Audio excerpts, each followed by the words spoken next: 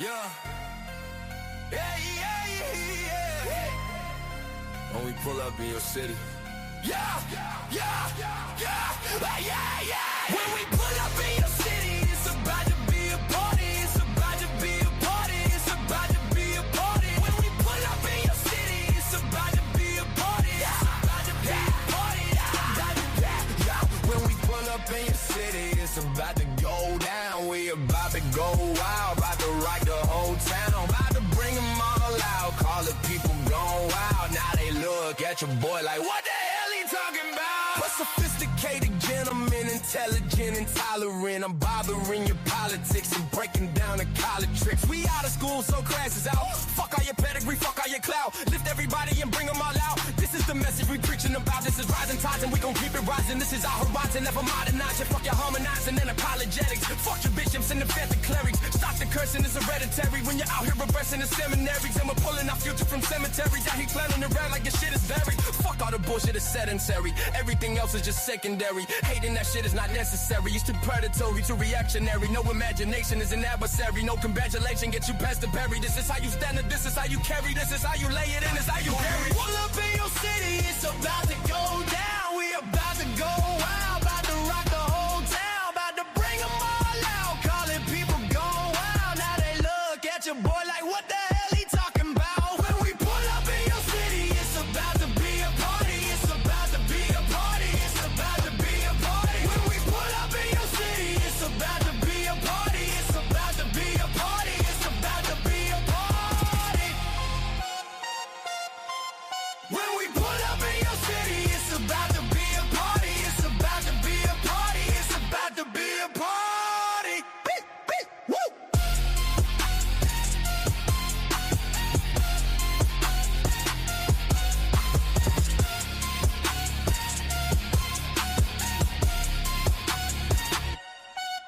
When we pull up in your city, it's about to be a party, party, party, party, party, party, party, party.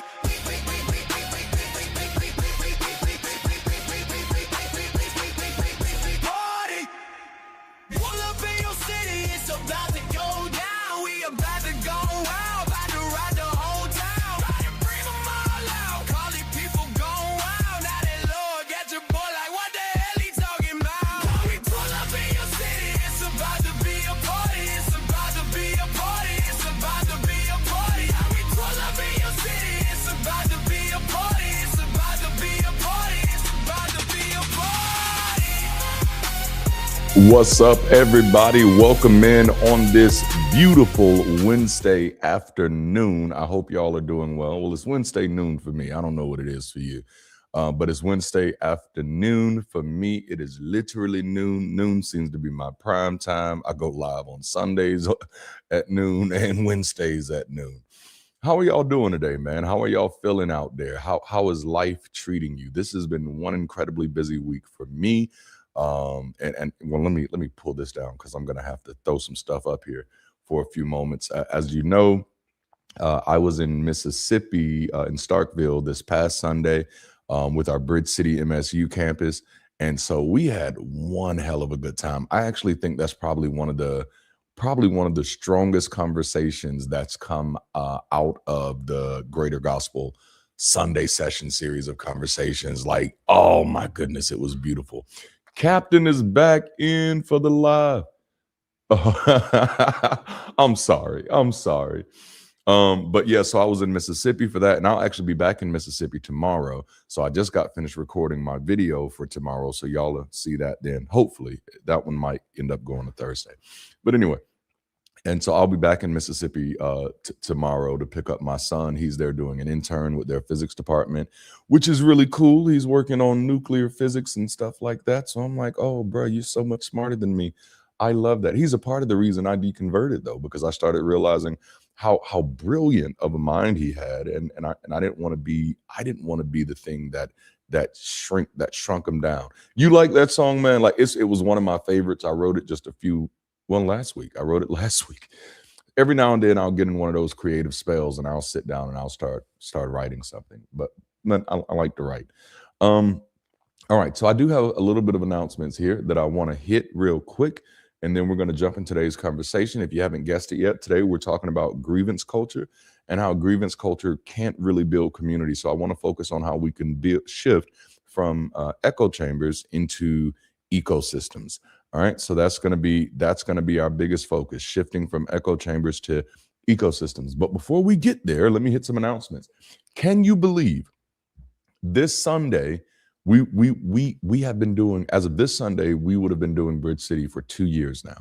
This Sunday is Bridge City's 2nd anniversary, and it's also the launch of what we call Rising Season. So if you're not connected with us on the global campus, you're going to want to be there. We're going to have a few events going on during this season. Number one, to celebrate how far Bridge City has made it in these 2 years. Welcome in, Wilson. Is glad to see you. Our brother from Kenya. I love it. Katale. Yes. But get connected on the global campus because we'll have a bunch of different activities going on. I think we have a wake and bake planned because it's rising season, and we're going to rise and reflect. We're going to get up in the morning and we're going to smoke some good, and then we're going to reflect and just talk about how everything is rising. So that's going to be fun. Also, let me put this on the screen so y'all can see it.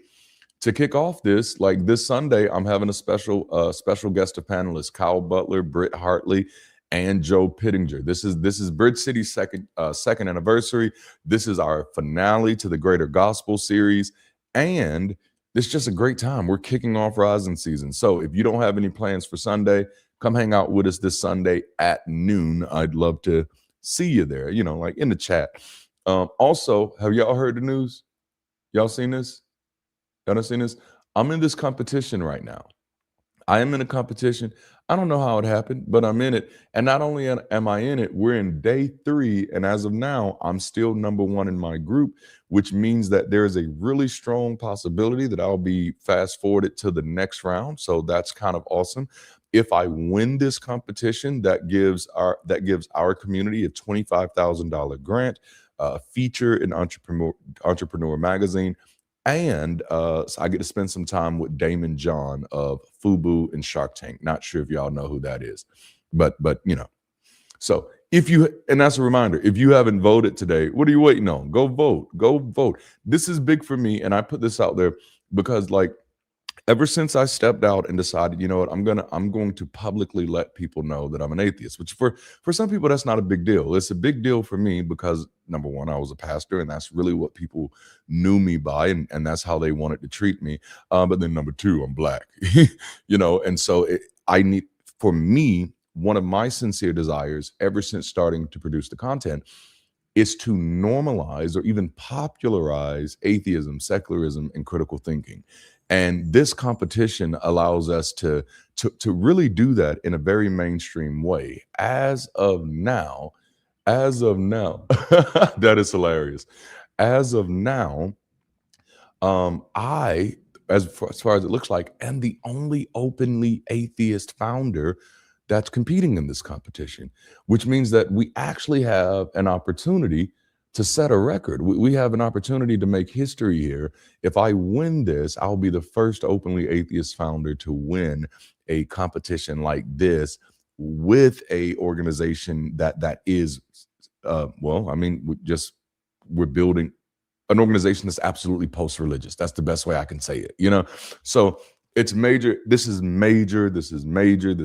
So voting is free. They also have impact votes. If you do impact votes, which you pay for, the money from the proceeds from those votes, they don't go to me. I wish they did, but they don't. They don't go to me. They actually go to this organization called Gen Youth, which is helping with nutrition and exercise in school systems. So check it out. All right, that's all I got on that. 2 more announcements. Bam! For my patrons and my YouTube members, come hang out with your boy. We're going to be doing an exclusive Ask Me Anything. I'm working on it right now with our head of community. And so make sure that if you're a patron or you're a YouTube member, that you are getting your questions to me for this event. All right. And last but not least, we got a movie night coming up, and it centers. Hey, if you're not doing anything on the first Sunday night of April, join us on the global campus of Bridge City for movie night. All right. So I've said everything I needed to say. I can biggie size this screen again, and we can jump into this conversation. I hope y'all got something from those announcements. Bridge City second anniversary is coming up. We have this Sunday's Sunday session panel. Vote for Me, an Entrepreneur of Impact. And then we have our Ask Me Anything coming up with our patrons, our YouTube members, and our financial supporters. And then, of course, from a community perspective, we're having our Sinners, our movie night in April, and it's going to be Sinners this time. If you've signed up to be a part of the discussion crew, don't worry, we're going to be sending you out your information this week or next week. All right, so let's jump into this conversation. Does anybody have a clue where you think I'm going with this, or why I'm going with this? I'll be kind of monitoring the comments for your responses.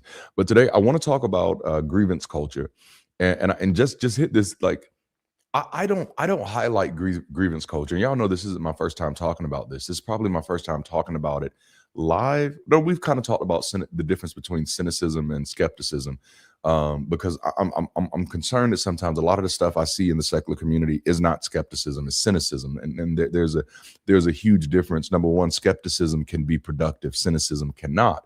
I've also done a video before on This Is Getting Toxic, talking about just some things that I've seen from a social perspective, a sociological perspective that I've seen, and I'm like, oh no, that's a red flag for toxicity right there. These are problems, and as I've talked to people, as I've shared with my audience, when I left church, for me, leaving church, leaving Christianity was getting up from the children's table. So I have no intentions joining another children's table under a different label. And so that's what I want to talk about. This, it's not just that grievance culture will not build community. Grievance culture cannot build community. And so that's kind of what we're going to be talking about. So my thought here is, what if one of the biggest weaknesses in our current culture is that we've learned how to critique religion without learning how to build what comes after? Everybody still needs a place to go. I love that. The unfiltered truth is that grievance is a terrible foundation for an ecosystem. Okay. A lot of spaces have become very good at critique. I'm good at critique. I like to do critique. We've become very good at reaction, even very good at fundraising around outrage.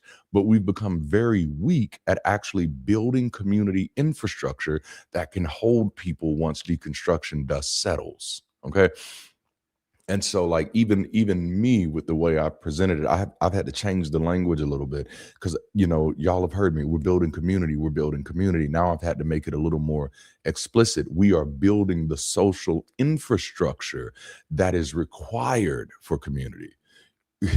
Community doesn't exist just because we want it. There has to be infrastructure that can support it.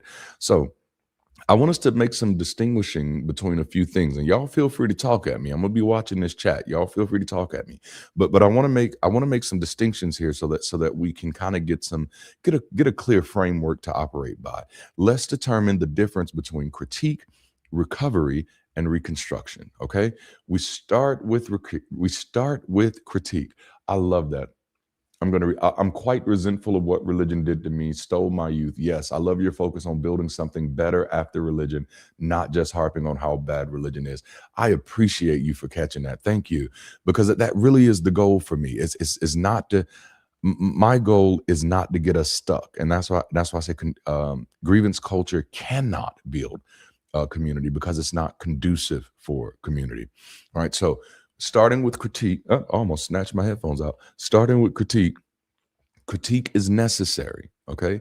Religion needs critique. Critique is absolutely necessary. I am in no way, shape, form, or fashion saying that we shouldn't critique religion. I'm saying that cannot be the finish line. Critiquing, a lot of times people say things like, well, it's just constructive criticism. It's not constructive criticism unless it's building something. If your criticism isn't building, it's not constructive. It's still just a complaint by any other name. So critique is necessary, absolutely. But then we also have to focus on recovery, which, major shout out to Recovering from Religion, because that's one of their major focuses, is recovery. And it's necessary. Just like critique is necessary. Recovery is necessary, because people leaving harmful systems need support. My concern, though, sometimes is that sometimes the support that we give actually kind of stalls them. No, because the support shouldn't just focus on where I was. Support should move me to where I can be. Anything that is keeping me focused on where I was is more of an anchor than a support system. It's keeping me stuck somewhere. It's not moving me somewhere. So even when we're supporting each other, supporting is not always just being a place to vent. Supporting is being a place to reorient. There we go. There we go. Jalapeno. Was that worth a habanero right there? No, support is not just something that helps me vent. Support should help me reorient. Okay. And then that third one is reconstruction. Okay. And this is the one that often gets neglected. I remember, I think it was Brady Goodwin one time asked me, Ichabod, he said, do you see yourself in the counter apologetic space, or do you see yourself in the deconstruction space? And I told him, I said, neither really. I don't, I know my work is helpful for people deconstructing, but if you'll notice, my work has a reconstructive bent towards it. Man, that's good. Otherwise, the religion becomes the anti-religion. The problem is that the presupposition is built into the language, culture, and law. I like. So the reconstruction is the part that's often neglected. Um, After we've critiqued religion, after we start helping people just kind of recover, what does the reconstruction period look like? The big point is people need new ways to belong, gather, celebrate, grieve, grow, and contribute. Otherwise, they're going to be isolated from society. Like, that's the reality. If we know we live in a society where the majority of our events are interwoven with a lot of faith language, with a lot of religious coded programming. Like, hell, you can't go to the Super Bowl without hearing God bless America or something like that. You know what I'm saying? So if we know that we live in a society that judges people so harshly by what they believe about or by what they don't believe, then the reconstruction aspect, we have a responsibility to create spaces where people are not immediately, watch this, immediately isolated from life by waking up. Waking up shouldn't isolate me from life. When I wake up, there should be a party going on somewhere that I can join. And that was my concern 10 years ago, or now I guess it's 11 years ago. But when I deconverted in 2014, damn, it's longer than that now. When I deconverted in 2014, the mindset was, Darante, why didn't you immediately start doing what you're doing now?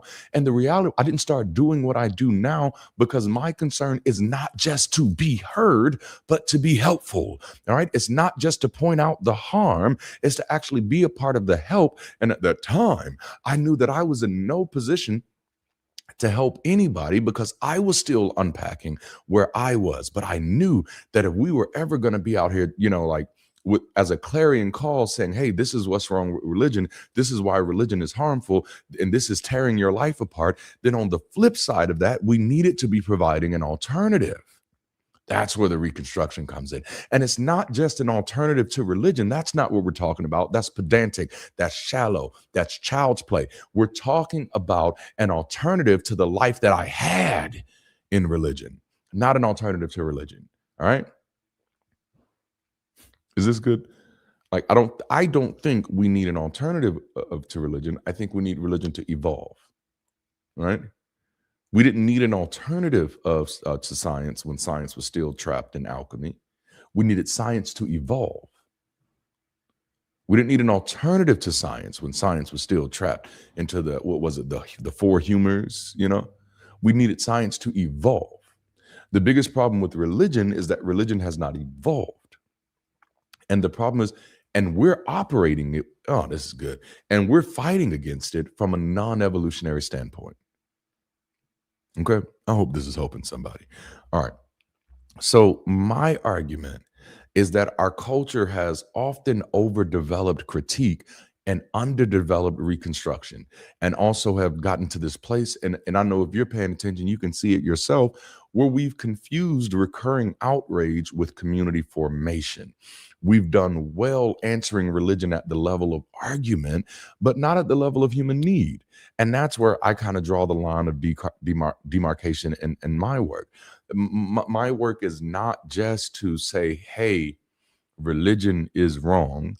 It's not just to say, hey, religion is not logically supported. No, it's to say, hey, like religion doesn't help us live better. And so because that's my primary concern, I don't want to spend all of my time in religion. I want to spend my time living. I want to spend my time not just showing us, or not just exploring what is harming us, but also discovering and experimenting with what is helping us. And if the secular community is not doing that, then the only community that is religious.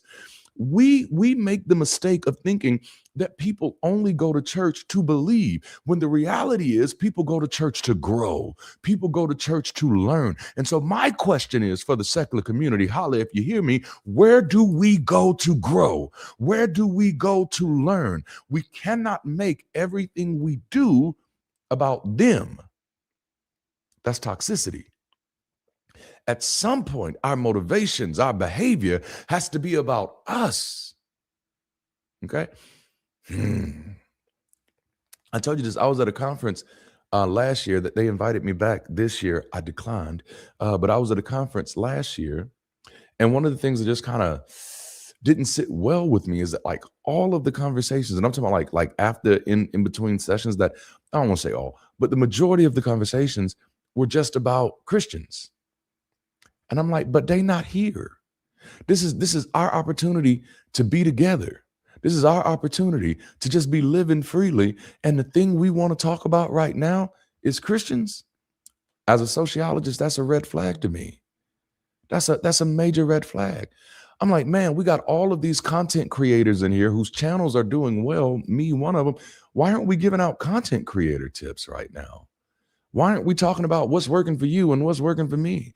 We have people in our community who have been impacted by job loss. Why aren't we using this as a networking opportunity? Yeah, between the sessions, let me know where you work at. What job are you looking for? What special skills do you have? Why are we more interested in the people who we don't like than the people that we do like? You can be at a whole convention and never learn anything about the person that you're there with. You don't learn their skills. You don't learn their gifts. You don't learn their passions, because we're gathering around our grievances. Okay. And that's why my work is a little different. It's in the same vein. I just want a different outcome. My work is not to make Christians feel bad. My work is to help people do better. But narrow. Let me say it one more time. My work is not to make Christians feel bad. My work is to help people do better. All right. Okay. So let me define grievance culture before we move too far. All right. And I yanked this from Google. You could do the same thing. I don't want to be anybody's source of truth. I'm just a point of reference. So if you don't believe me, go look it up. And if you find something different, hey, good for you. So grievance culture, according to Google, grievance culture is a societal phenomenon where individuals and groups fixate on perceived slights, injustices, and victimhood, often amplifying anger and resentment over positive engagement. It is marked by a blame game mentality, political polarization, and digital echo chambers that reward outrage, frequently leading to a collective sense of being forgotten or replaced. You know what I'm saying? Okay, now why is this? I love that, Brittany. Why is this? This is so good. Okay, we fixate on perceived slights, injustice, and victimhood. One thing I tell my children is that anybody who is trying to convince you that you're a victim is not trying to help you. And this is anybody trying to convince you that you're a victim is not trying to help you. If they're trying to get you to focus on your victimhood, then they're not trying to show you how you can be a victor. And so what we end up doing, we amplify the anger and the resentment while positive engagement gets nothing.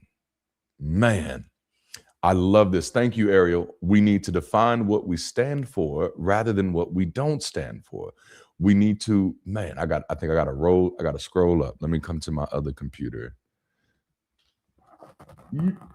Forgive me. We need to define how we live our lives now rather than criticizing how we live. Can't change the past, can change the future. Exactly. See, I'm amazed at how many people make a fetish out of Jesus's victimhood on the cross and identity with that, rather than, I don't know, the whole conquering death thing. Victim culture, like, yes, it's and it's like, it doesn't. Like at the end of the day, I like to use this term workability or sometimes utility. The question ends up being like, how does this help? Okay. Um, like people say, well, Harriet Tubman freed a certain amount of slaves. No, Harriet Tubman didn't free any slaves. Harriet Tubman shared the message that you're not a slave. And the only way you're going to get out of this condition is to stop acting like one and get the hell up out of here. So you don't free slaves. You tell people they're not slaves. You remind them of who they really are. I'm preaching better than y'all are responding right now. So they're like, so when your focus is victimhood, you're not raising partners. You know, like I used to tell people, I started saying this when I was at the end of pastor. I'm like, hey, I will get in the ring and fight with you, but I will not fight for you. Y'all ain't ready. This is strong. Yes. Oh, snap. Let me get over here to my chat. I gotta see. Yes, sir. Gospel progression. The focus should be less on fighting against instead of fighting to. Come on now. Yes. Fighting. What are you fighting for? You know. And that's where my work lives. You know. That's where my work lives. What are we fighting for? So let me give you a few key aspects of grievance culture. Number one, anytime I see the victimhood narrative, I know where we're at. This is grievance culture. You know, a persistent focus on how one has been wronged, which can become central to personal or group identity. And you remember, I've shared this story before. This comes from a personal place for me. I was in a place where I realized the only way I could change my life was stop blaming other people. It wasn't that those people weren't at fault. It's just that I can't do shit with your faults. I can't do anything with blame. It's of no utility to me. You know, when after the oh man, yes, after the last election cycle, I was telling them like, no, it's very clear to me why you losing. You're doing way too much time preoccupied saying they're the bad guys instead of making yourself the good guys. That requires work. So blame and fault, that doesn't do anything for you. There's nothing wrong with identifying that it was somebody else's fault, but just know that's the end of the train. That's the only power you have in that. Everything else is up to them at that moment, which means you've taken the power out of your hands and put it in theirs. So when I was in a situation that was absolutely somebody else's fault, they were absolutely to blame. It was their fault. I had to accept that it was my responsibility to do something about it. I love it. More focused on fighting to obtain. Absolutely. You know, no, it's like, no, it can be their fault, but their fault doesn't do anything for me. The most powerful thing I can ever learn is that I'm the problem. Because if I'm the problem, then I'm capable of being the solution. And in the situation that I was in, the problem wasn't that they were doing it to me. The problem was that I was allowing it. I can't do anything about their fault. I can do something about my responsibility. I hope that's helping somebody. So that victimhood narrative, you know, but then there's the digital amplification. Social media algorithms prioritize engagement, which often reward anger and foster polarized echo chambers.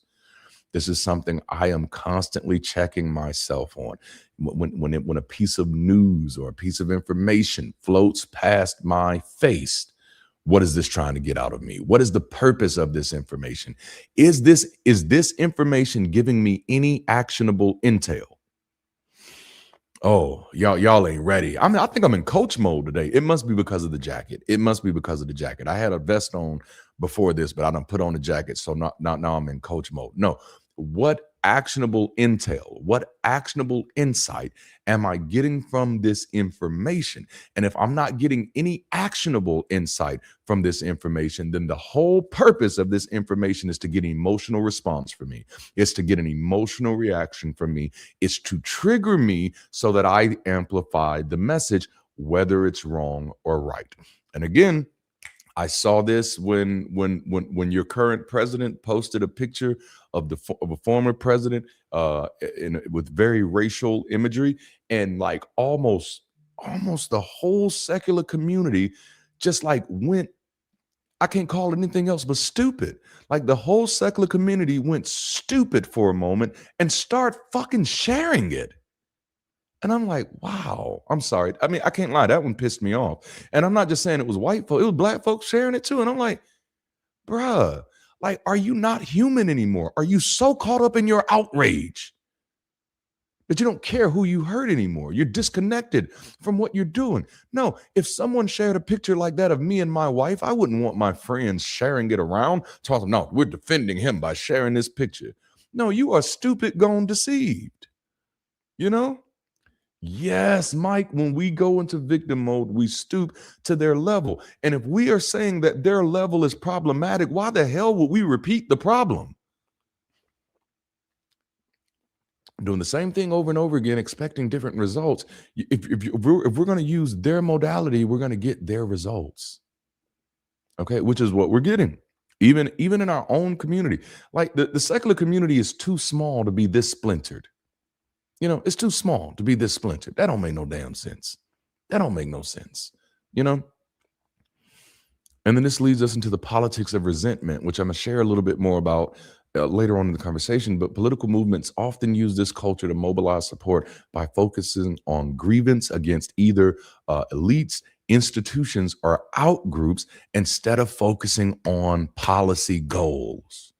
I can't remember the last time this country actually had an election cycle that was around policy and not personalities. I can't remember it. Maybe you can help me.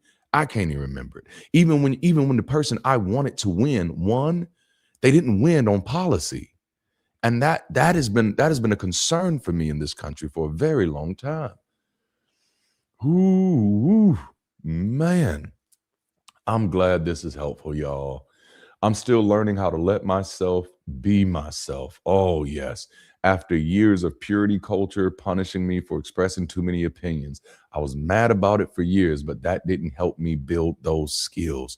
This is why I love our community, because when you start having conversations like that, it allows people to live in their own autonomy, their own agency, their own authenticity. I don't know if you've noticed, but I try my damnedest to create a space where I'm not telling you what to do, telling you what to believe, telling you how to be, or telling you how to think. I'm simply trying to create a point of reference that says we should all be in a place where we should be able to let each other live their experience. As a matter of fact, it's in my best interest to let you live your experience, because I'm probably not going to live it the way that you're going to live it. So I'm getting a limited data set from my own life. But so the only way I can get a more robust data set and therefore more thorough insight of the world around me is that there has to be other people who are audaciously living it differently.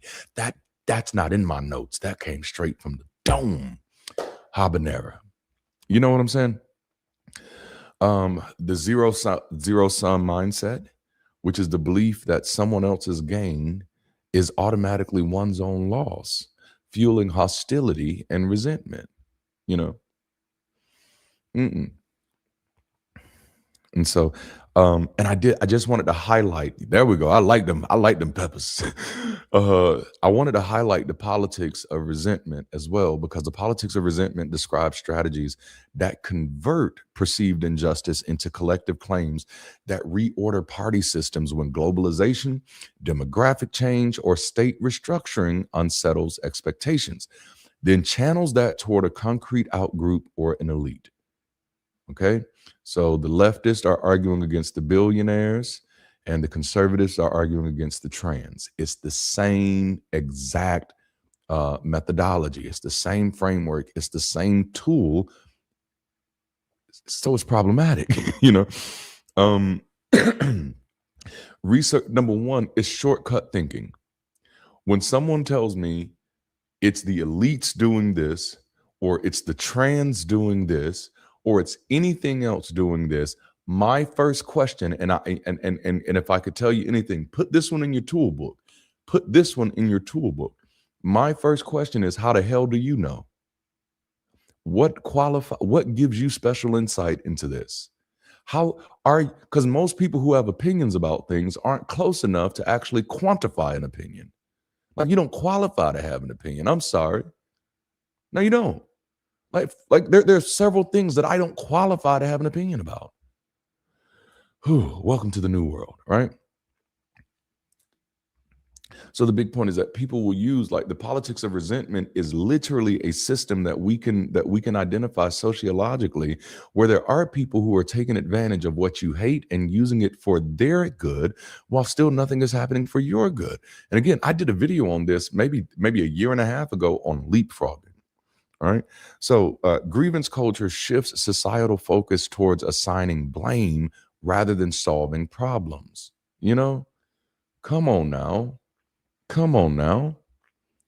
We're assigning blame. We're not solving problems. I got to lean in so I can read this comment. Y'all know I got old people eyes. Did I figure out if I can biggie size this on my screen? Let me biggie size. Heck yeah. There we go. Maybe went a little too far. I'm sorry. Y'all can't see it, but I can. But on these lives, on the Wednesday lives, I like to interact with our comments a lot more than I do for Sundays. Sundays I be on the flow, so it is what it is. Ain't nothing like when your indoctrinated instincts jump out. Come on now. Yes. Man. Yeah, that's it. It's the background. It's sociology.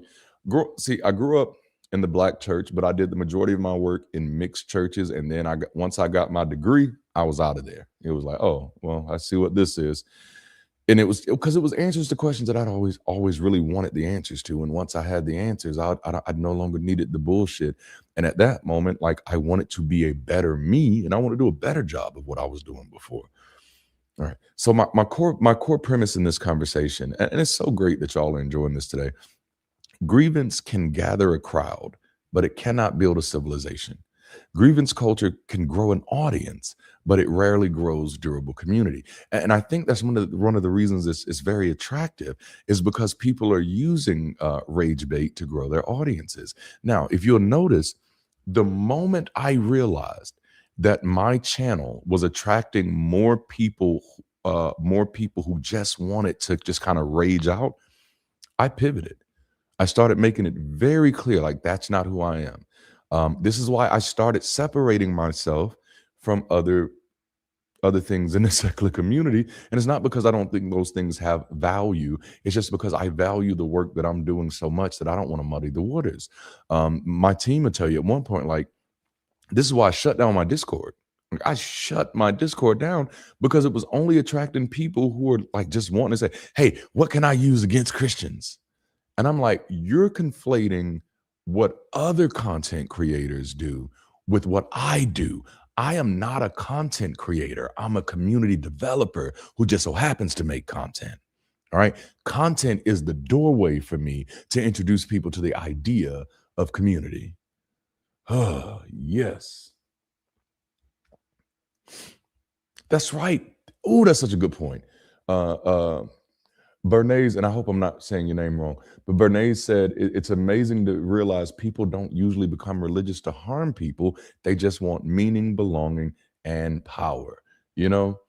And you're absolutely right, Gospel Progressions University. It's because the platform incentivizes rage. Show me the incentive structure. There you go. And I'll show you how people behave. You are absolutely right.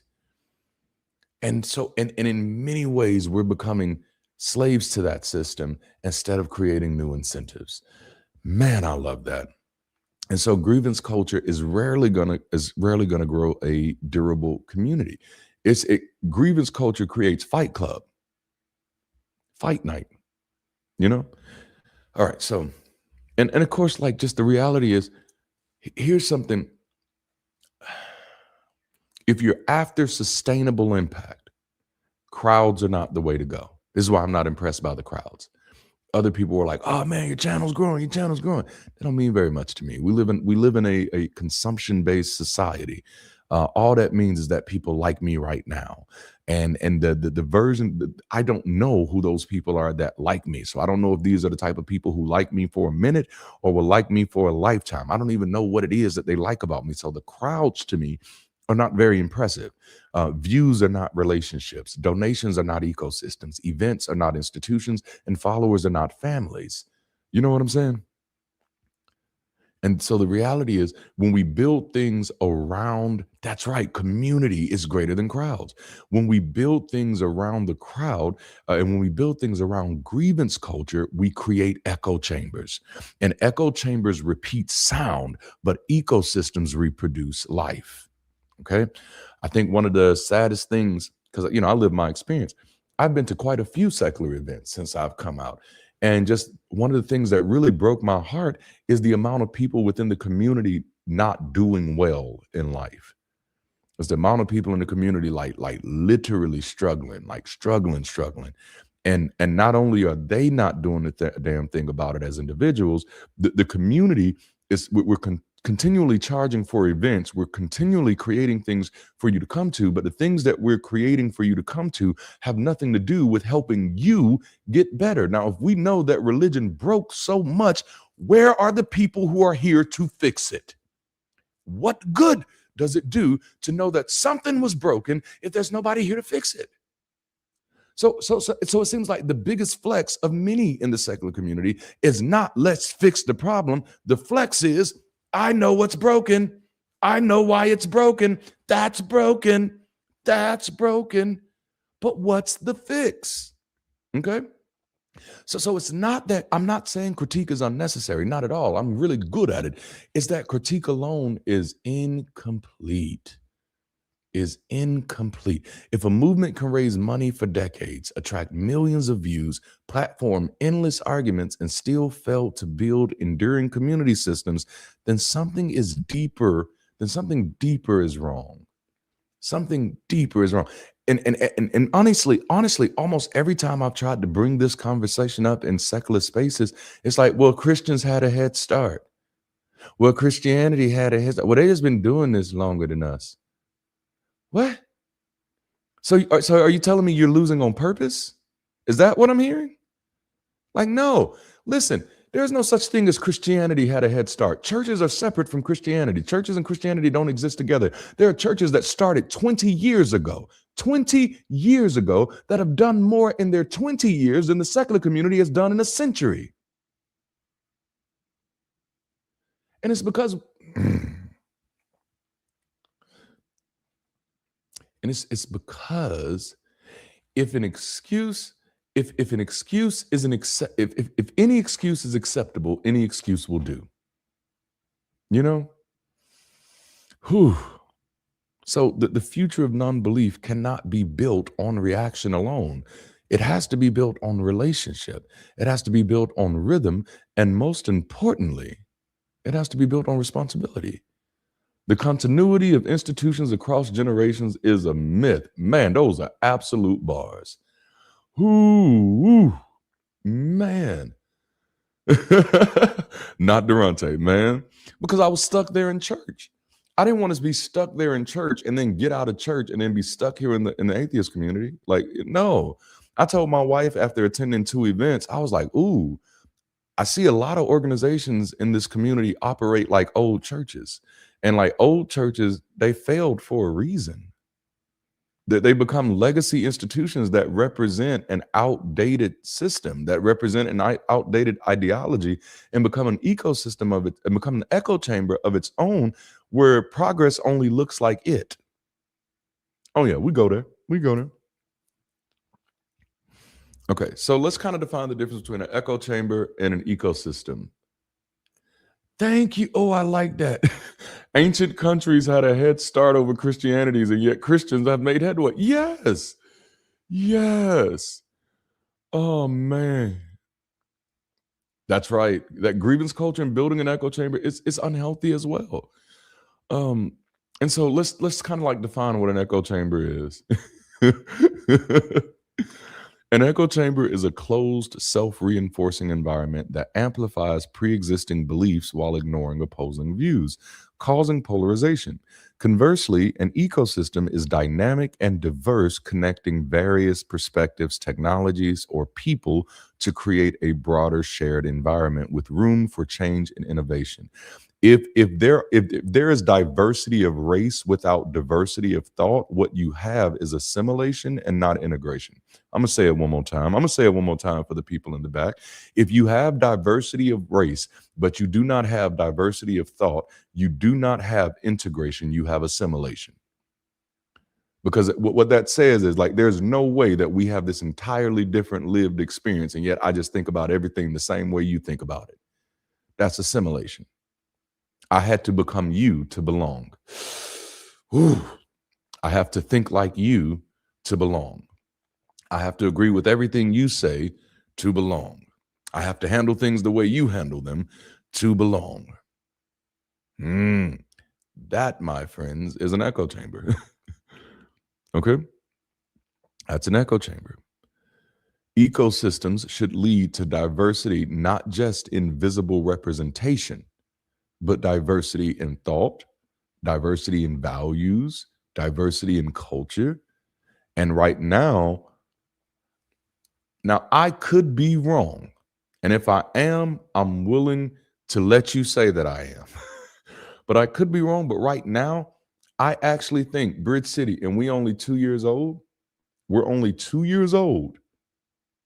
Bridge City, I think, I could be wrong, but I think Bridge City is actually the most diverse of all the secular institutions that we have right now.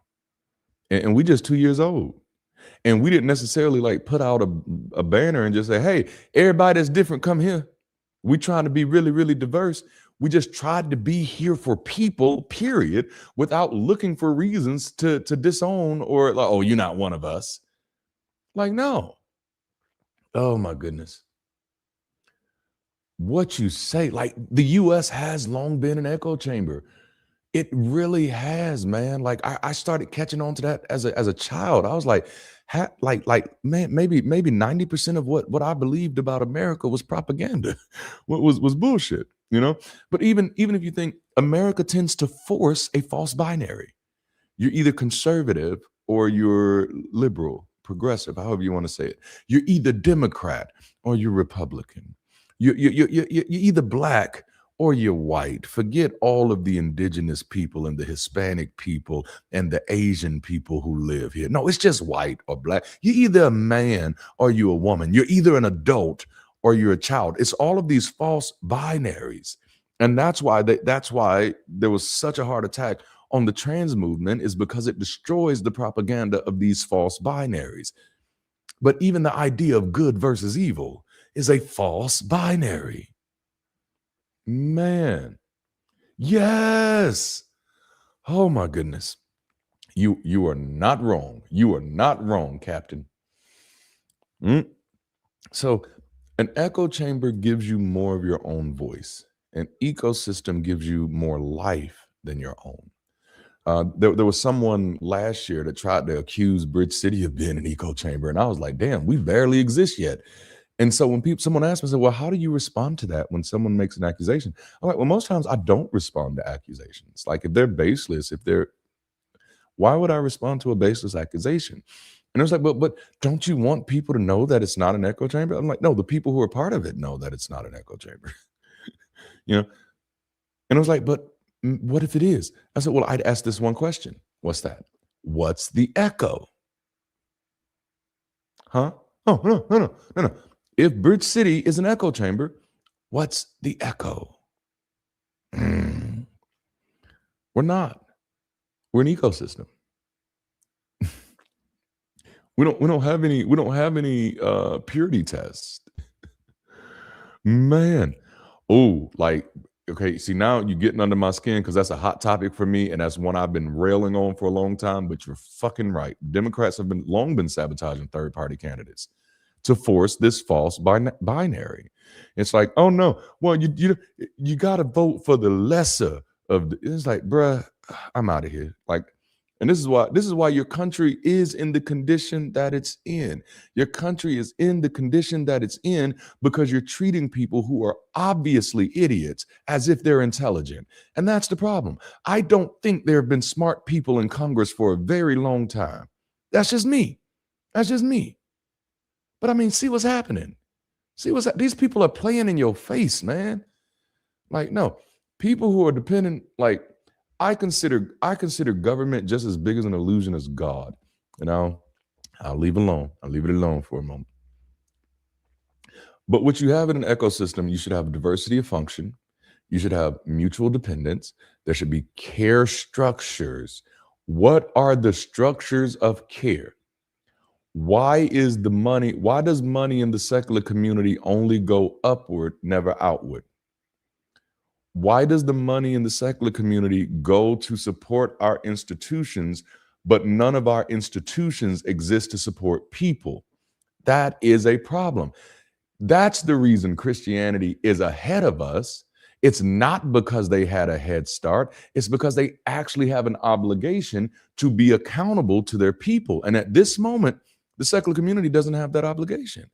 At this moment, organizations in the secular community do not have an obligation to be accountable to their funds that are coming in as it pertains to the people who are part of the secular community. So now all of our funds are for events and lawsuit. But if you lose your job, if you have nowhere to take your kids, if your kids are getting kicked out and they have to go through some Christian rehabilitation program, we have nothing for you because we're too busy fighting the fight of grievances while not building community. I walk into them like, no, why is everybody in here struggling? And if we know that everybody in here is struggling, then why do we not have a community obligation to build a stronger economic floor for these people? And I'm not just pulling this out of my ass. I'm talking about this from someone who's been in Black nationalist advocacy. Like one of the biggest reasons why the Black community stays stalled for as long as it has is because we keep getting caught up in grievance culture instead of building a fucking economic foundation. And in the moment Dr. King switched his language to that, building an economic floor, he got killed. He got silenced. But the propaganda is the civil rights movement worked, so we should do that. How did it work? That's the propaganda. You get to kill the leader and then say it worked while nothing changes. Actually, I can't even say nothing changes. If you want to take a look at this from a statistical point of view, the Black community has gotten worse and worse and worse since the 60s, not better. We have lost more of the gains that we had. We've lost them. We have lost them because America and these fucking fake ass politics keep telling you that we won while you're living in failure. How are you going to let somebody convince you that you won when you're living with the loss? You know, like, nah, bruh. It's grievance culture. I've told people several times, like this, and this I've made this statement to my community over and over again. Anybody that's waiting on the people who broke you to fix you is a victim. You've already put yourself beyond help, bruh. If you're waiting for the people who broke you to fix you, you've already lost your sense of value in yourself.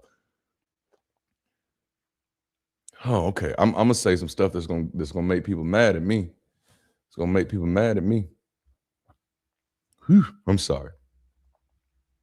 So right now, what we're creating in our culture is debate addiction, outrage monetization, personality-centric platforms, lack of local infrastructure, shallow social replacement for church, little investment in family life, ritual life, care life, elder or youth continuity. You know, the real critique is that much of our culture has been organized around opposition rather than construction. We've spent years teaching people how to leave bad systems, but we've spent a lot less time teaching them how to build better ones. And that's where the work is. If we're sitting back waiting for the people that we're calling corrupt to uncorrupt themselves, we are not operating in logic. You know, no, you're waiting for the people that you view as corrupt to uncorrupt themselves to make your life better. How is that any different than religion? How is that any different than the relationship that a Christian has with its God? You're waiting for the God who made you sinful to fix you. Huh? Po ting ting. Don't do that. Don't do that. Get up. Get up from there. Get up from there. It's going to be hard, but you're going to have to get up from there. Your feet are going to be tired, but you're going to have to get up from that. You're going to have to walk this walk. You're going to have to work this work. And if you expect anything to change, you're going to have to be a part of the change. That's the reality. That's the stuff that's hidden behind the propaganda, that there is nobody coming to save you, and there's nobody even thinking about saving you. They don't know you. That's the illusion. Every politician is in it for themselves. Every single one of them. Because that's where the incentive structure lies. The incentive structure lies in protecting their career. Whew. That's right. Real patriots ask questions. Okay, so obviously we know that grievance is easier to monetize than community. It's much easier to build an audience around what we're against, who embarrassed themselves, what religion got wrong, what outrageous things some pastors said, and what law Christians are trying to pass. But one of the biggest problems is that after a while, grievance becomes gossip because it's no longer even your grievances anymore. You're now going out looking for grievances that you're not even connected to just so you can have something to talk about, which now makes you disingenuous and dishonest because you're not qualified to talk about it if you're not experiencing it and if you don't have the inner, like the inner road talk to this. And so now you're like Don Quixote out here fighting, chasing windmills. Like a personal pet peeve, it grinds my gears every time the secular community gravitates towards a soundbite about something happening in a church. Did y'all see what this pastor did? Bruh, those are grown folks in there. Like, what the fuck is wrong with y'all? This pastor asked them people for money. Yeah, and they have the obligation. They can say no. Is that really the hill you want to fight right now? Out of every fucking thing that's going on? I'm sorry. You know, when they aren't even there, it's like what are we doing? You know. So the content performs. That content performs. It's easy to clip. It's easy to title, and it's easy to rally around. You know, some of my best performing content is stuff that just hits right at what people want. You know, and I could lean into that. I could have stayed in that environment, but the problem is that doesn't build community. And if it doesn't build community, what is it actually building then? It's just building an environment where we just know how to be professionally mad. And so now there are people out there who are just professionally angry. And all you got to do is point them towards somebody to be angry at. And it's like, why do you have so many fucking opinions about somebody else's life? Get off your fucking high horse, Matt Dillahunty. Sorry. Not sorry. You know, ecosystems require slower work. You actually have to build trust. You can't assume it. You have to build it. All right? You need rituals and rhythm. You need leadership development. When I look at any organization, I'm coming in and saying, so how do people become leaders here? What are the pathways to leadership? If there are no pathways to leadership in an organization, then that organization has no intention of doing anything to build. It's a glorified personality cult at that moment. What are the care structures? How do we show up for people when they're in need? What does conflict management looks like? Does it just look like calling people's names when they don't do what you want them to do, even though they don't fucking know you? Oh no, I'm taking it there. Taking it there. Does every gathering have a paywall? You know, that work is less sexy, it's less viral, it's less instantly rewarding.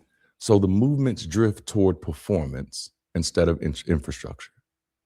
Shared irritation is not shared vision. Many people can unite around disliking religion. That doesn't mean they know how to live together. You know, a functioning ecosystem needs answers to questions like, what are we building? What values govern us? How do we handle conflict? What holds us together besides our disbelief? How do people grow here?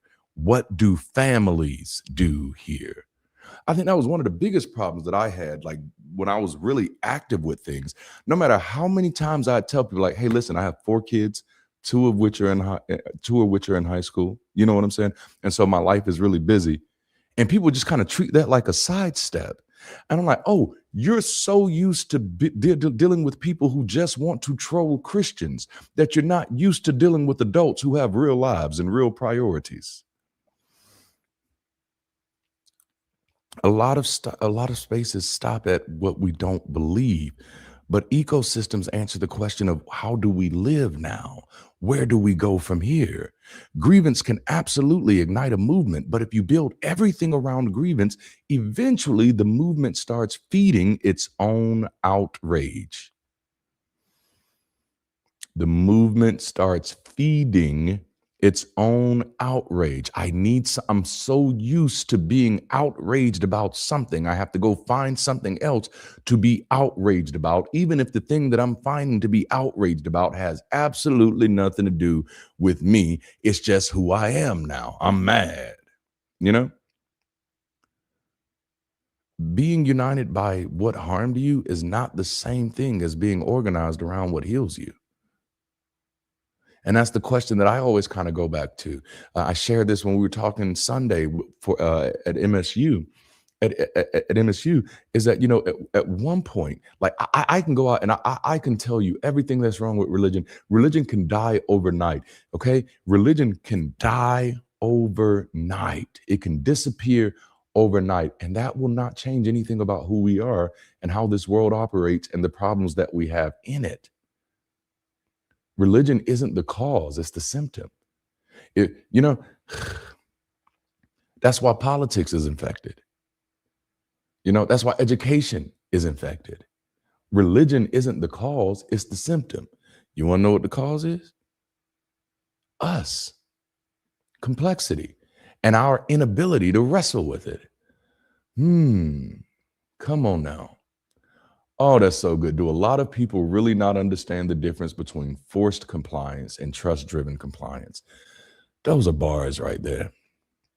Because a lot of people do like that they want to force you to be them. And it's like, I'm good. I like being me.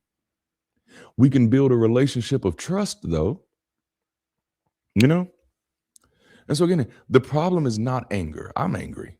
To be Black in America and to be mildly aware of what's going on is to always be in some type of state of anger. It's like being the Hulk.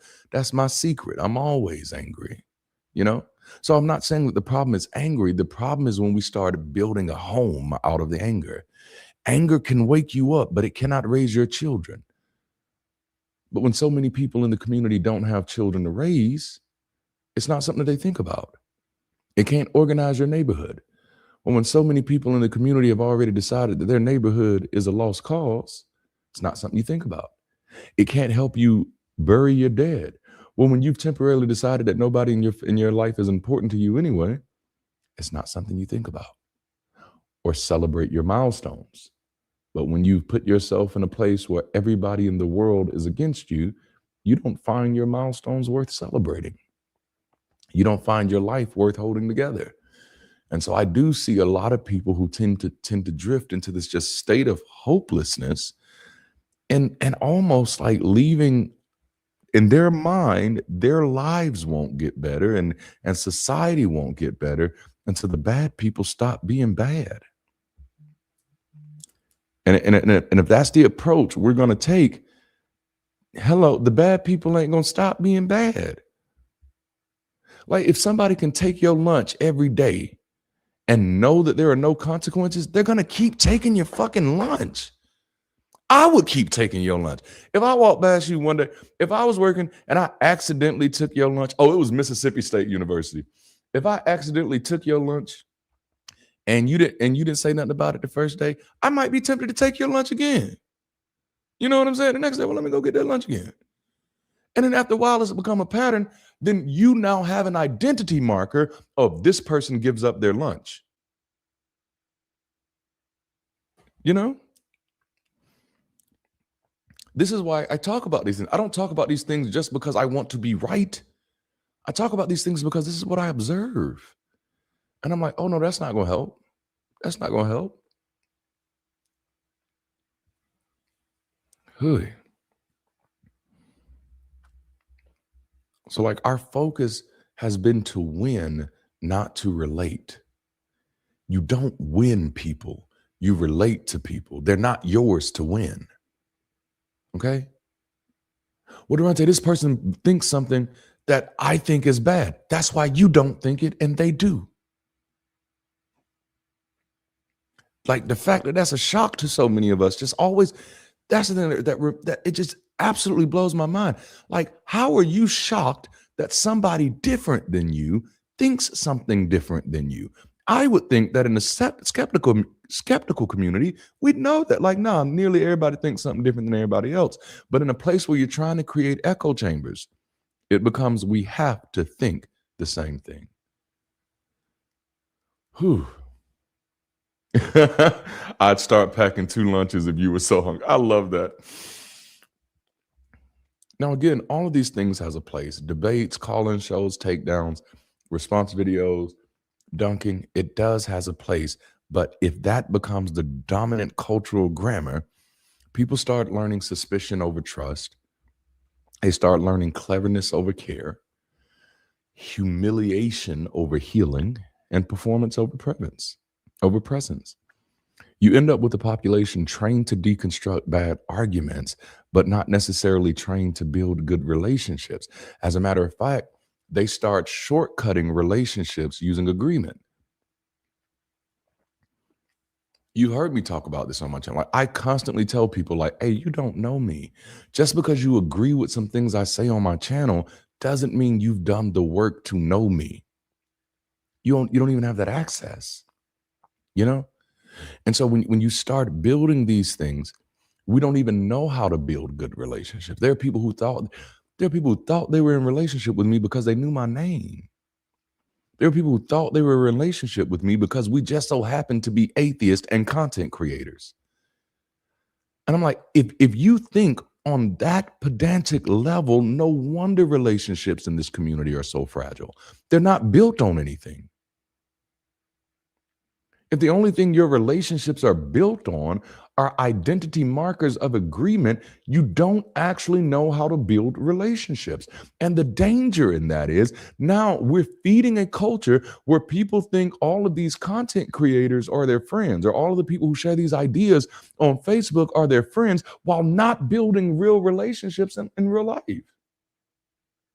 And that's contributing to your life falling apart, because you don't have a social structure for you to depend on. You know? Whew. Here's a big one. And this is something like I want the secular community to learn this, because I learned this while I was still in church. The church became a trauma bond. I think in many ways, the secular community, that's a risk that we have to understand that we're vulnerable to. We're vulnerable to becoming just trauma bonded relationships. And trauma bonding is not community. A lot of people arrive in this space wounded by religion. That's real and that matters. But when a community is built mostly around unprocessed injury, that culture becomes organized around vigilance, resentment, purity test, chronic suspicion, and identity through opposition. That may feel validating at first, but it doesn't create healthy long-term social environments. It keeps people emotionally parked at the site of the wound. I want to move from the wound to the wisdom. I want to transform my wounds to wisdom. I don't want to stay stuck in my wounds. I want to live out my wisdom. Okay? Religion offered belonging. It offered ritual, rhythm, identity, care, and continuity. We're answering religion intellectually, but we're not answering it socially.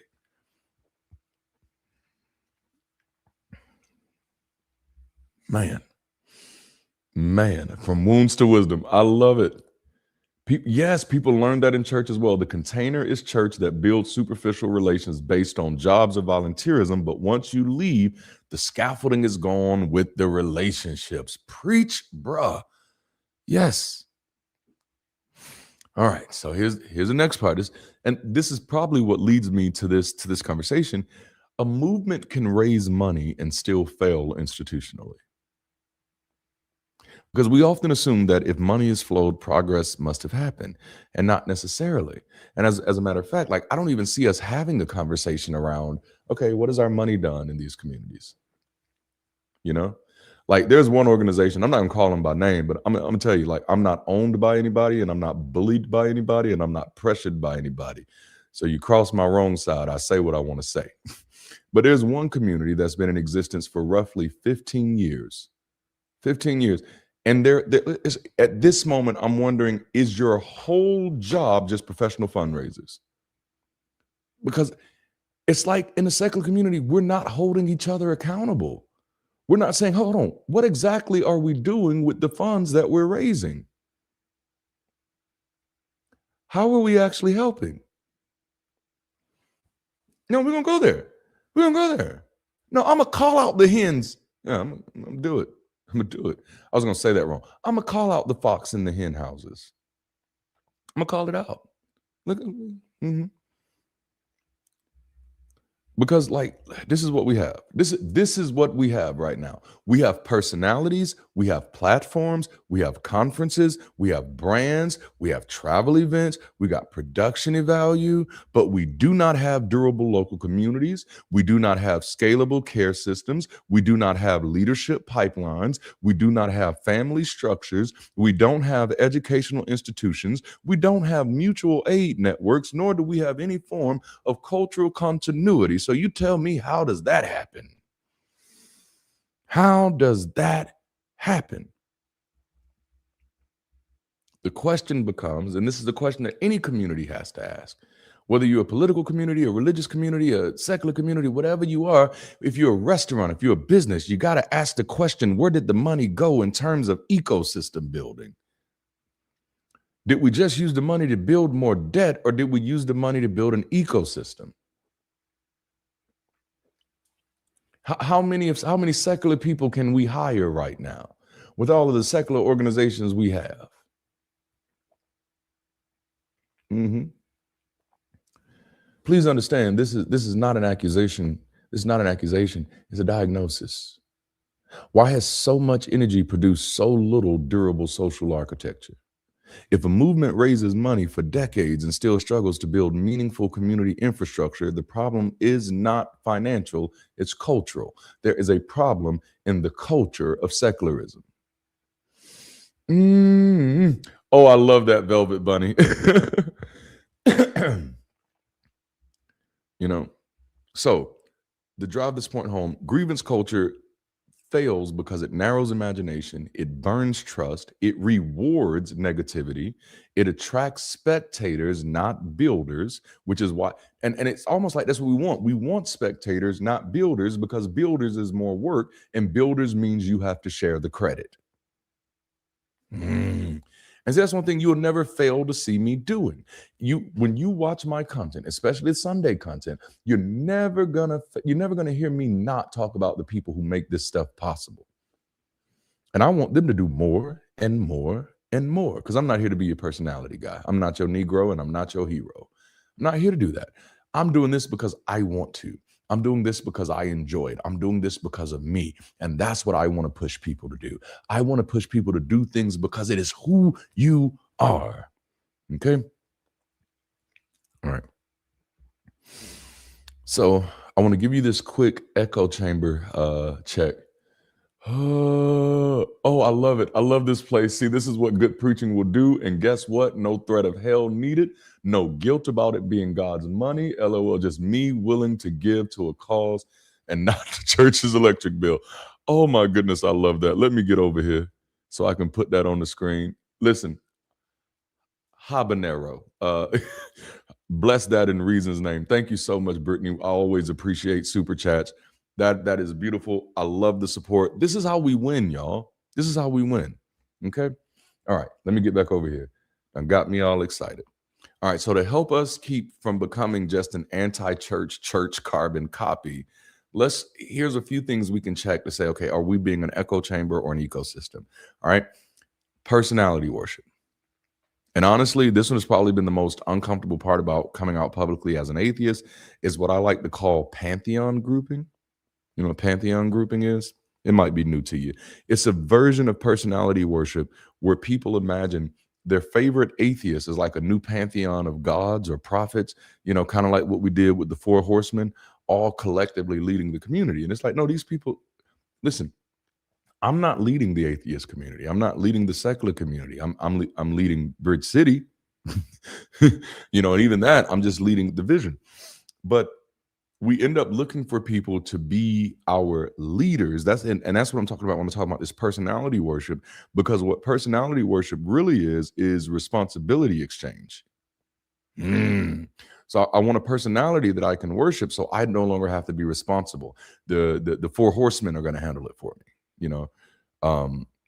The new pantheon of the great atheists are out there, and so you get forced to live in somebody else's imagination. Another side of this is that people then try to force you to fit in the box of their imagination so that you can remain worthy of their worship. And they often make it very clear. And if you've ever looked at me, I am highly, damn near violently averse to that type of approach. I don't allow people to approach me that way. You will not put me on a pedestal. I will kick that motherfucker down. Which you want it, because it's bad for you. Okay, so anyway, you see the personality worship. That's an echo chamber check. Purity dynamics. And this is the one that's, I'm going to call this one out just because to me, it seems to be this one and in-group policing. Purity dynamics and in-group policing. To me, I don't understand how we can be free from religion and then we spend all of our time trying to police other people. What? But purity dynamics, in-group policing, moral superiority, I got the moral high ground. Dependence on charismatic figures, and the lack of actual care infrastructure. So it's like everybody, and the disingenuous thing about that is that means we get to use the language of care without actually creating the systems of care. That's the tricky thing about rage bait culture.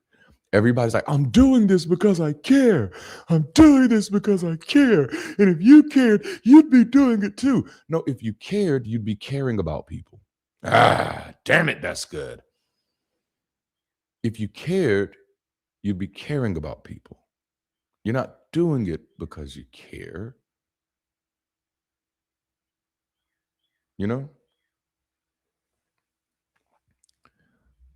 So we've answered the church's lies, but not the church's functions, because we think the lies are the reason for the functions. We think the doctrine is the reason for the community, when the community only exists for the doctrine, not the other way around. It's not the doctrine that leads people to community. It's the community that strengthens the doctrine. All right? The doctrine can't exist without the community. Yes. Churches were not powerful only because of their doctrine.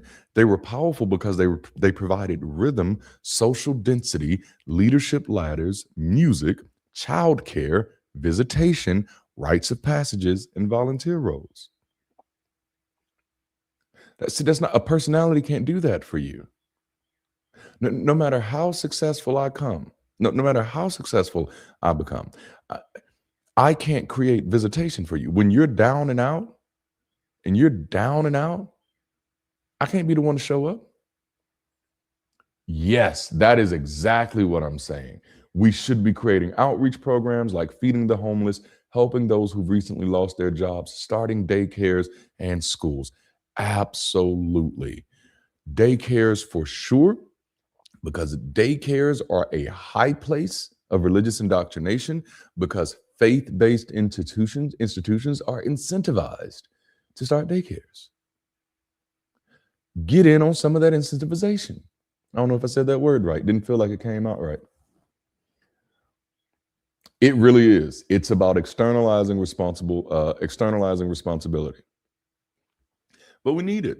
When at-risk youth get forced or get I don't want to say forced, but I mean it's right, but they get forced to go through programs in order not to have to go to jail. Those programs are 9 times out of 10 faith-based programs. Children who end up being adopted or end up being abandoned by their parents end up being adopted through faith-based systems. You know? And all we're doing, yeah, I know it is forcing, right? And all we're doing is just saying, those guys, like, don't let the bad guys be doing more good than you're doing. That's not smart. That's not smart. So the bad guys are the ones taking care of our kids. The bad guys are the ones taking care of our elders. The bad guys are the ones feeding the homeless. Maybe that's why this system keeps happening this way. It's like, but how are we going to get the money to do that? Well, first you have to get the infrastructure to do that. And even before that, you have to have the intention to do it, which means you have to be willing to admit that, damn it, maybe our intention hasn't actually been to help people. Otherwise, I don't see how we get here after several decades. All right, now. Oh, turn or burn. It is, isn't it? Volunteer roles, you know. So the big point is we often critique the doctrine while underestimating the actual social engineering. Community ecosystems need belonging beyond agreement. Disagreement shouldn't lead to disconnection. Community ecosystems need shared practices. What do we do together? Not just what do we watch together. What we watch together doesn't make us a community. It needs real hospitality. Boy, hey, secular community, and this is probably the lightest thing I've said. Y'all suck at hospitality, man. Oh my goodness, y'all suck at hospitality. Yikes, like for whatever reason, like making people feel good is above you. You need pathways from audience to participant to builder. Otherwise, it's not an ecosystem. It's a crowd. It's not a community. In order for people to be in a place where they can share responsibility, there needs to be a pathway to sharing responsibility. So the question is, and I'm through. How long have I been going? I've been going about an hour and 30. I think I was this hyped today because I didn't get to smoke a blunt before this, because I had to record a video right before this. Actually, it's my first like commercially sponsored video. I had a few videos that were sponsored by the AHA, but once they found out that I was not on good terms with one of their favorite atheists who happens to be a toxic influence in the community, they determined not to sponsor me anymore. And I was like, oh, that's fine. But I decided to do a video for my first sponsored one. Was I not supposed to say that out loud? Was I supposed to keep that under the rug? No, I don't owe you that. Dark light is in the room. All right. So do we want to be a people who are known for being right? And then they had the nerve to ask me to show up for a fundraiser. I'm like, bruh, no. Bruh, no. There's a whole conversation I want to have there about people attempting to tokenize me to get access to my audience while not actually valuing my work. You know? Like, not capitulating to shit at all. So the question is, do we want to be a people who are known for being right, or a people who are known for building worlds worth living in? The future does not belong to the loudest critics, y'all. It belongs to the people who can actually build, the people who can create places to gather, ways to serve, rhythms to return to, language for grief and joy, and communities strong enough to hold people after the applause ends. Because I'm not going to be clapping for you all the time. Sometimes you're going to do some things that I don't like. Sometimes you're going to do some things that I vehemently disagree with, and I still have to be able to find a way to do life with you. That's what community is. That's the community experiment. Oh, we are too small for that. Yes.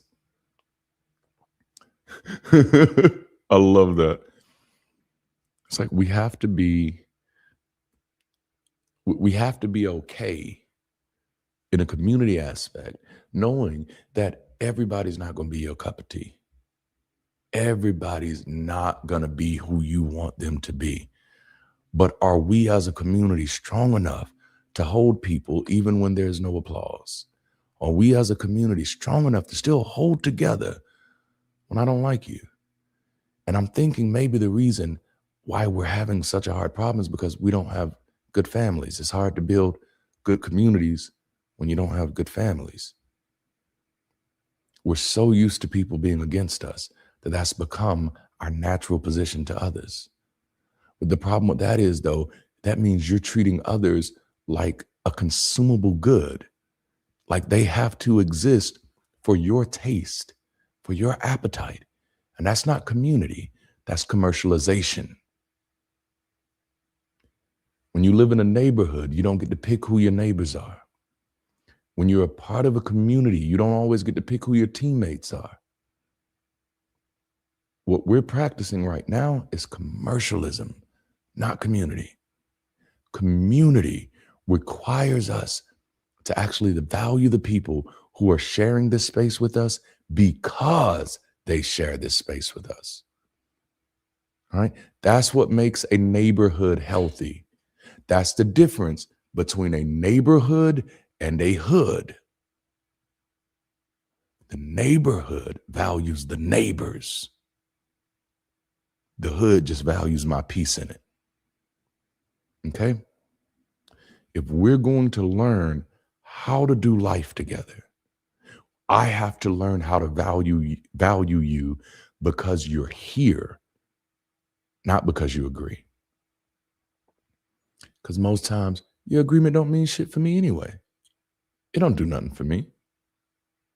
Your agreement on most things with me are absolutely futile. We have to let things that don't matter, we have to stop letting those things get in the way. Y'all, I hope this has been good, y'all. Dark Light says, intentional community is a powerful community. Haphazard community built on submission is a weak community. Yes. That's it. And I think we have to be intentional. It can't be accidental. That means we have to show up through the conflict. We have to show up through the tension. We have to show up through the good days and the bad days with a commitment that, you know what, I'm going to value you because you're here. I do not value your ideas. I don't value the way you approach this.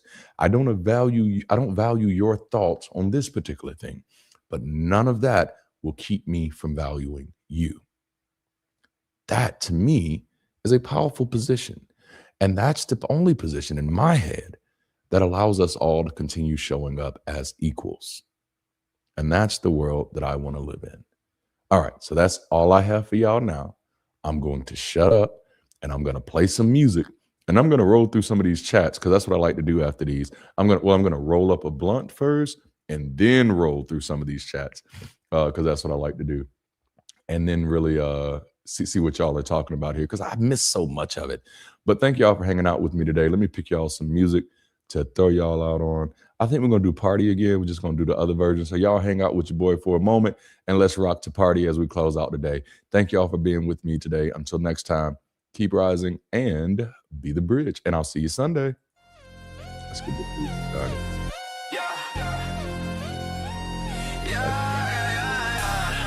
Now I got to get an overlay. Bam. When we pull up in your city, it's about to be a party. It's about to be a party. It's about to be a party. When we pull up in your city, it's about to go down. We about to go wild, about to rock the whole town, about to bring them all out. Call it people gone wild. Now they looking at your boy like what the hell he talking about. About to bring them all out. Call it people gone wild. Now they looking at your boy like what the hell he talking about. Hey, sophisticated gentlemen, intelligent and tolerant. I'm bothering your politics and breaking down the college tricks. We out of school, so classes out. Fuck all your pedigree, fuck all your clout. Lift everybody and bring them all out. This is the message we preaching about. This is rising tides and we gon' keep it rising. This is our horizon as we're modernizing. Fuck your harmonizing and apologetics. Fuck your bishops and your fed clerics. Stop the cursing, it's hereditary. When you're out here reversing the seminaries and we're pulling our future from cemeteries. Out here clowning around like this shit that is dairy. Fuck all the bullshit is sedentary. Everything else is just secondary. Hating that shit is not necessary. It's too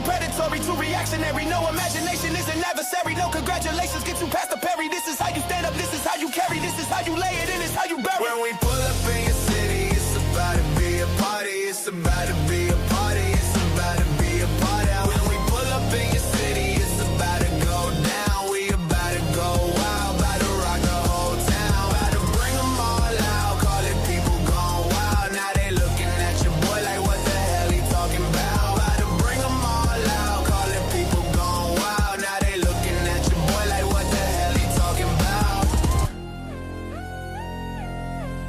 Yeah.